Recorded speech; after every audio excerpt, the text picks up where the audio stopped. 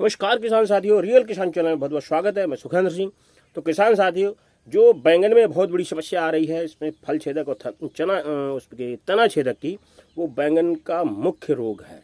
अगर बैंगन में आपने फल छेदक और तना छेदक को कंट्रोल कर लिया किसी तरीके से, तो आपको बैंगन से कमाने से कोई रोक नहीं सकता है। क्योंकि जो 70-80% नुकसान होता है वो फल छेदक और तना छेदक से। क्योंकि जो तना छेदक लगता है वो बिल्कुल किल्ली पे जाके लगता है, जहाँ फ्लावरिंग आती है, तो वो टहनी हमारी बेकार हो जाती है।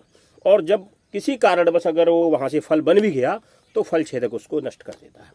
तो हमारा 70% नुकसान होता है तना छेदक और फल छेदक। उसका जो टेक्निकल, उसको मैं पूरा बताऊंगा, लास्ट का वीडियो में बने रहिए कि कौन सी दवाई किस तरीके से दें।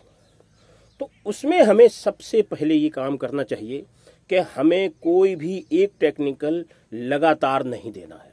अगर आप लगातार उसी टेक्निकल का स्प्रे करते रहेंगे तो वो रेजिस्टेंस पावर बना लेता है, और उस पावर बनाने के बाद वो सुंडी कभी आपकी खेत से मरेगी ही नहीं।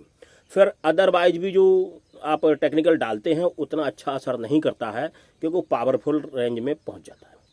तो इसीलिए हमेशा आप लोगों को ध्यान रखना चाहिए कि अगर एक स्प्रे आप इस टेक्निकल की दे रहे हैं तो दूसरी आपको दूसरे टेक्निकल की देनी है। इस तरीके से चेंज करते जाइए। जरूरी नहीं है आपको 10-12 टेक्निकल लेना है।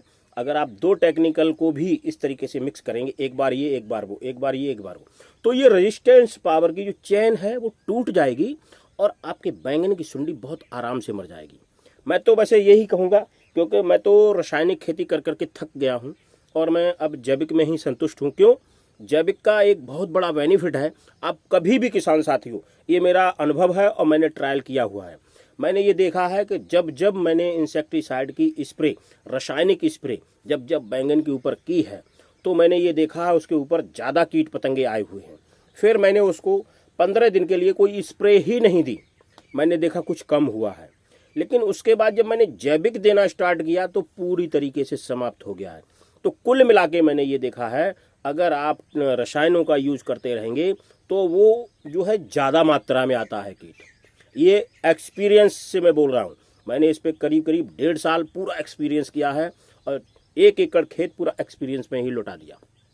तो उसका ये एक्सपीरियंस है कि जितना आप इंसेक्टिसाइड का स्प्रे देंगे रासायनिक में, उतनी सुंडी का प्रकोप बढ़ता है। ये आजमाया हुआ है।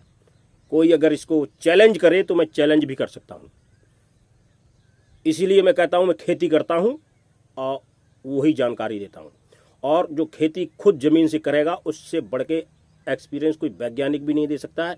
क्योंकि वैज्ञानिक जो है पेन से और पटरी से तो बहुत अच्छी मेड़ बना सकता है, लेकिन उसकी ताकत नहीं कि फावड़े से मेड़ बना दे या फावड़े के फार्मूले से समझा दे, नहीं समझा सकता। वो किताबी ज्ञान देगा। किताबी ज्ञान जमीन से बिल्कुल उलट होता है, और कभी भी वैज्ञानिक टेक्निक से कभी किसी ने खेती में कुछ कमाया ही नहीं होगा जब तक उसने खुद का दिमाग, खुद का एक्सपीरियंस उसमें नहीं लगाया होगा। तो ये हमारा एक्सपीरियंस है। मैंने इसको करके देखा है कि पहले मैंने इस रसायन का स्प्रे करता था तो सुंडी मरती नहीं थी। 6-7वें दिन स्प्रे लगती थी। अगर 1 दिन लेट हो जाओ तो 30% ख़त्म, 2 दिन लेट हो जाओ तो 60% ख़त्म।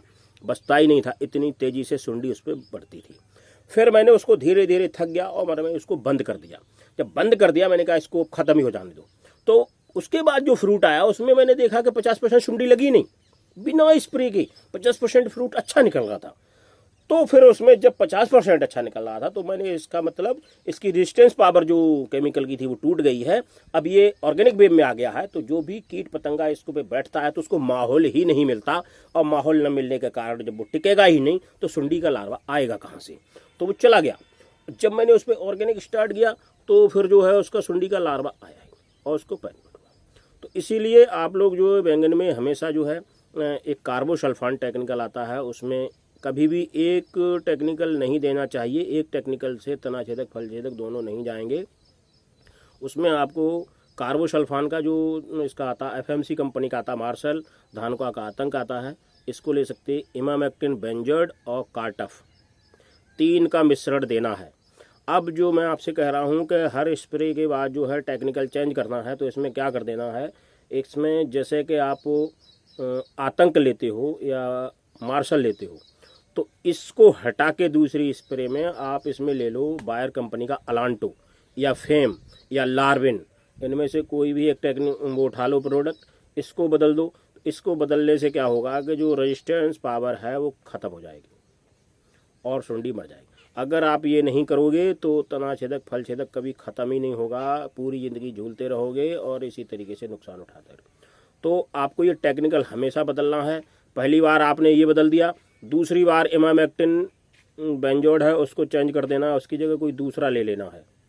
तो इस तरीके एक एक टेक्निकल चेंज करते जाओ तो उसमें जो है रेजिस्टेंस पावर नहीं बनेगी और किसी तरीके से अगर सुंडी मरती ही नहीं है तो लास्ट ऑप्शन है एम्पिलगो का और बायर कंपनी का जो आता है फेमोलार्विन, उसको डालना ही डालना है, उसके बिना नहीं मरेगी।